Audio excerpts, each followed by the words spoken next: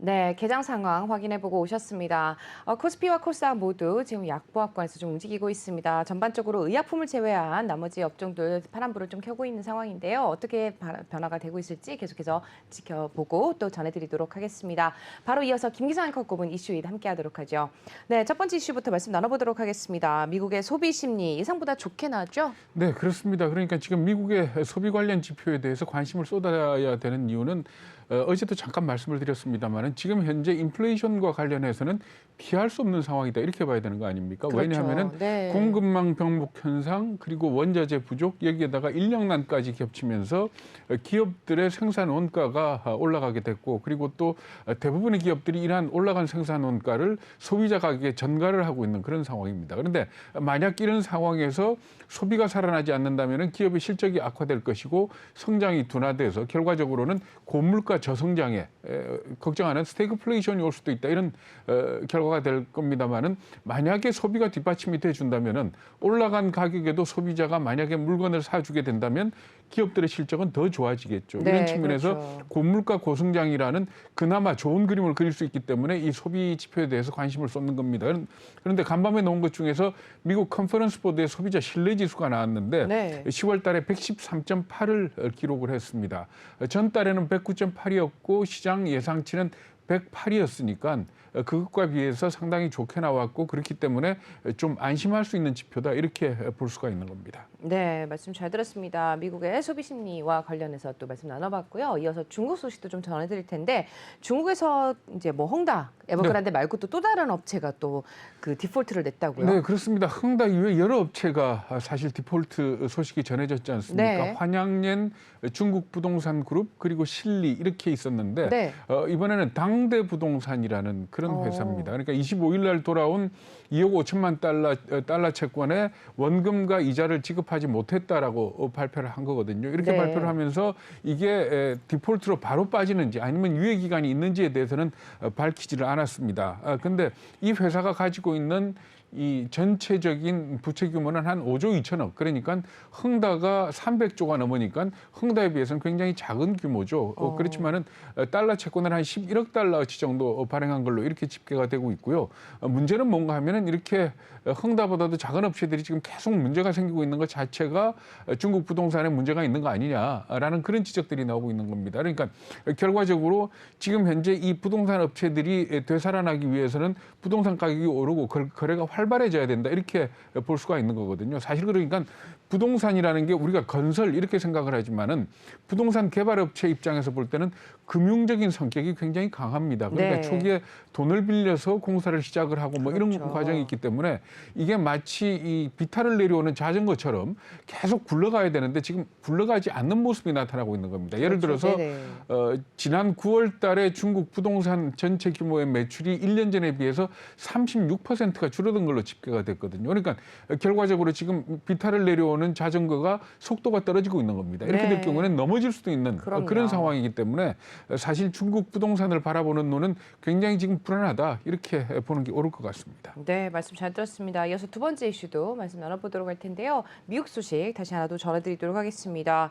미국이 또 슈퍼 부자에 대해서 세금을 물리는 방안을 굉장히 또 강구를 하고 있다고 하는데 어떤 소식일까요? 네, 슈퍼 부자에 대한 이 세금 문제인데, 네. 그러니까 바이든 행정부가 3조 5천억 달러에 달하는 인적 인프라 예산, 그러니까 네. 사회복지 예산이라고 하죠. 이걸 갖다가 내놓으면서 재원 조달 방안으로 꺼내들었던 게 뭔가 하면 법인세 인상과 연봉 40만 달러가 넘는 고소득자에 대한 소득세 강화 이거였습니다. 그런데 이게 공화당은 물론이고 민주당 안에 있는 중도파 의원들, 조맨친 의원 얘기 많이 들어보셨죠? 네. 이런 사람들이 반대를 하고 있기 때문에 사실 상원을 통과할 가능성이 거의 없다 이렇게들 얘기를 했던 겁니다. 그러니까 50대 50 상황에서 한 사람이라도 넘어가면 통과가 안 되는 그런 상황인데 그래서 지금 현재 그 바이든 행정부가 어떤 식으로 작전을 바꿨는가 하면은 일단 규모 자체를 좀 줄였다 그럽니다. 그러니까 3조 5천억 달러가 아니고 1조 7천억 내지는 2조 달러 정도로 규모를 낮추고 법인세 인상이나 부유층에 대한 세금 인상 부분은 일단은 접어놓고 극부유층에 대한 세금 갖다가 꺼내들었다 이렇게 보시면 될 것 같습니다. 네, 지금 뭐 억만장자의 세금을 누구를 대상으로 얼마나 물리게 되는지 이게 굉장히 포인트가 아닐까 싶은데요. 네, 그렇습니다. 그러니까 자산이 10억 달러가 넘는다든지 네. 이 3년 연속해서 1억 달러 이상의 소득을 올리는 사람들을 대상으로 한다 이렇게 얘기를 하는데 이게 미국 전체로 봐서 한 700명쯤 된다 그러고요. 세율이 20%인데 네. 예를 들어서 제가 설명을 해드리겠습니다. 만약에 100억 달러어치의 자산을 갖고 있는 사람, 예를 네. 들어 미술품, 주식, 부동산, 채권 이런 거를 갖고 있는 사람이 만약에 금년에 가격이 100억 달러가 110억 달러가 됐다. 그러면은 이 10억 달러에 대해서 20%의 세금을 물리는 겁니다. 그러니까 2억 달러의 세금을 물린다 이렇게 보시면 되는데 네.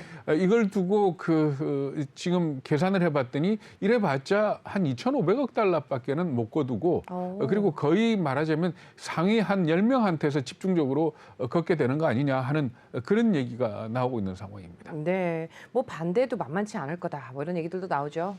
그렇죠. 그러니까 지금 현재 첫 번째는 뭔가 하면은 이 슈퍼 부자에 대한 이 과세가 정당성, 그러니까 네. 동의를 얻는 이유 중에 제일 큰 거는 미국의 이 조세 정의와 코로나 사태 이후에 빈부격차의 심화 이렇게 두 가지를 그렇죠. 꼽을 수가 있습니다. 그러니까 네. 미국도 마찬가지로 이 코로나 사태 이후에 빈부격차가 심해졌고요. 그리고 또 기본적으로 미국의 세제 제도 자체가 부유층한테 좀 유리한 거 아니냐 하는 그런 얘기가 있습니다. 그러니까 가장 부유한 400가구의 이 세금을 갖다 계산을 해봤더니 소득에서 내는 세금의 비율이 8.2%에 불과했다 그럽니다. 그런데 미국 전체의 평균 소득세율은 13.8%거든요.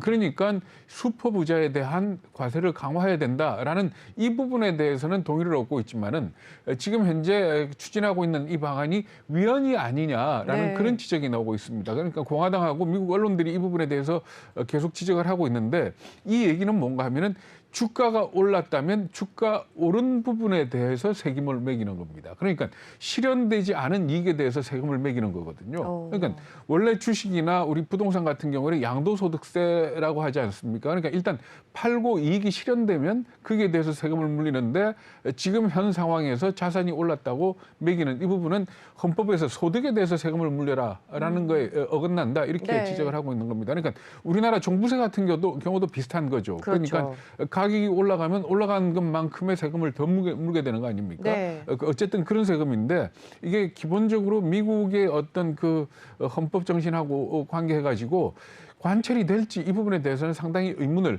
제기를 하는 그런 얘기들이 많습니다. 네, 계속해서 이야기가 좀 나오게 될 것 같다는 생각이 듭니다. 네, 두 번째 이슈까지 좀 살펴봤고요. 이어서 세 번째 이슈도 말씀 나눠보도록 하겠습니다. 여러분들 최근에 비트코인 가격 굉장히 많이 올랐었는데 오늘 아침에 좀 빠지고 있는 흐름 보이고 있습니다. 비트코인이 소수의 보유자에게 너무 집중되어 있다. 이런 분석이 나왔다면서요? 네, 그렇습니다. 그러니까 지금 현재 유통되고 있는 비트코인이 1,880만 개라 그럽니다. 그런데 이 중에 상위 이 10%가 갖고 있는 상위 10,000명이 가지고 있는 비트코인의 양이 전체 3분의 1에 달하고요. 그리고 상위 1,000명으로 좁혀보면은 전체 유통량의 한 16%를 이 사람들이 다 갖고 있다 그럽니다. 그래서 이게 이 1,880만 개를 지금 현재 우리 가격으로 계산을 대략 해보면 한 300조 원 가까이 되는 걸로 네, 이렇게 300조 추정이 원이요. 네네 이렇게 네. 추정이 되고 있는데 이렇게 많은 비트코인을 갖다가 일부가 집중적으로 갖고 있다는 것 자체가 문제가 아니냐. 그리고 특히 채굴도 문제라 그럽니다. 그러니까 채굴 업체의 0.1%에 불과한 50개 업체가 네. 전체 채굴 물량의 50%를 채굴을 하고 있고 그리고 또 만약에 10%로 넓혀서 보면은 90%가 채굴 물량을 담당한다 그러거든요. 그러니까 이런 어떤 말하자면 쏠림 현상이 비트코인의 이 가격 변동성이라든지 이런 부분에 대해서 문제가 된다라는 그런 지적입니다. 네, 제 주변은 왜 비트코인 보유하신 분이 많지 않을까요? 네, 혹시 앵커님 갖고 계신 거 아닌가요? 저 비트코인 없습니다. 아, 없으세요? 네. 확실히 없으신가요? 네, 이렇게 또 한쪽으로 쏠려 있다는 것 자체가 또 문제를 일으킬 수 있다라고 하던데 한번 어떻게 생각을 보세요? 한번 해보십시오. 내가 네. 만약에 비트코인을 만 개, 수십만 개를 가지고 네. 있다라고 했을 때 비트코인 가격이 떨어지면 거기다가 내가 돈을 갖다가 한 몇억 쏟아부어 가지고 가격을 올리면 내가 가지고 있는 10만 자산이. 개의 가격이 올라가는 겁니다. 그렇죠. 그러니까 말하자면 이렇게 쏠려 있고 가격 변동성이 심하다는 것 자체는 많이 보유한 사람들이 가격을 조정하겠다라는 욕구를 만들어낼 가능성이 그렇죠. 크다 이렇게 네. 보시면 되는 거죠. 그리고 결과적으로 이런 것들이 그 부의 편중 현상하고도 문제가 되고요. 그리고 이렇게 되면은 결국 시스템적으로 네. 동의를 받을 수 없는 그런 상황이다라는 그런 지적들을 하고 있는 겁니다. 네, 말씀 잘 들었습니다. 비트코인과 관련한 이슈까지 좀 말씀 나눠봤습니다. 마지막 이슈도 좀 말씀 나눠볼 텐데요. 코로나 사태를 계기로 해서 미국에서는 조기 은퇴자가 늘어났다고 합니다. 어떤 내용인지 말씀 들어볼까요? 네, 우리 지난번에도 얘기했었죠. 네. 그러니까 이 코로나 사태 이후에 원래는 정부 보조금이 지원이 끊기고 나면은 다들 노동시장으로 돌아올 것이다라고 네. 생각을 했는데 돌아오지 않더라. 왜 안 돌아오느냐를 가지고 여러 가지 해석을 했습니다만은 네. 미국의 그 세인트루이스 연방연행의 수석 이코노미스트 카스트로라는 사람이 이 부분을 갖다가 분석을 했습니다. 분석을 했더니 조기 은퇴, 그러니까 나이가 들어서 은퇴 시기를 남겨놓은 사람들, 그러니까 아직은 은퇴를 할 나이가 아닌데 네. 조기에 은퇴를 한 사람들이 300만 명쯤 되는 걸로 이렇게 300만 명. 분석을 네. 해낸 겁니다. 그러니까 이 조기 은퇴를 한다는 것 자체는 말하자면은 이제는 회사를 그만두고 내지는 일을 그만두고 편안하게 살겠다라는 쪽으로 간 거 아닙니까? 이게 그러니까 결과적으로 자산하고 관계가 있는 거 아니냐라는 그런 분석을 내놓고 있습니다. 아무래도 자산과 관련이 있을 것 같은데 뭐 일단 말씀하신 것처럼 자산이 불어나니까 처분을 하고 조기로 은퇴하겠다. 뭐 이런 게 아닐까요? 네, 그렇죠. 그러니까 두 가지 가설을 세웠는데요. 하나는 네. 뭔가 하면은 코로나 사태가 워낙 엄중하다 보니까 이번 코로나가 특히 나이 든 사람들한테 치명적이라고 그렇죠. 얘기를 하지 않습니까? 네. 그러니까 은퇴를 앞둔 나이가 든 사람들 입장에서는 내가 남아서 1, 2년 더 돈 버느니 목숨이나 부지하자라는 설마요. 네. 네. 그런 차원에서 조기 네. 은퇴했을 수가 있고요. 그리고 또 하나는 잘 아시겠지만은 바닥부터 따져서 계산을 하면 S&P가 배 이상 올랐고요. 맞습니다. 그리고 또 케이스 실러 지수를 볼 것 같으면 미국의 주택 가격이 20% 가까이 올랐지 않습니까? 그렇습니다. 주요 도시들에. 네. 그러니까 결국은 뭔가 하면은 이 마지막에 그러니까 은퇴할 시기를 남겨놓은 사람들은 내가 돈이 얼마가 모인다면 이 돈을 가지고 노후를 어떻게 하겠다라고 설계를 하는 경우가 많은데 네. 이 자기가 목표로 한 자산 목표액이 빨리 도달이 된 겁니다. 생각보다 일찍 온 거군요. 네, 빨리 도달을 해 놓으니까 이걸 갖다가 처분을 하고 말하자면 은퇴한 게 아니냐. 그리고 이 숫자가 적어도 한 300만 명 되는 것 같다. 이렇게 추산을 내놓은 겁니다. 근데 그렇다면 과연 이 사람들이 돌아오지 않을 거냐. 네. 영원히.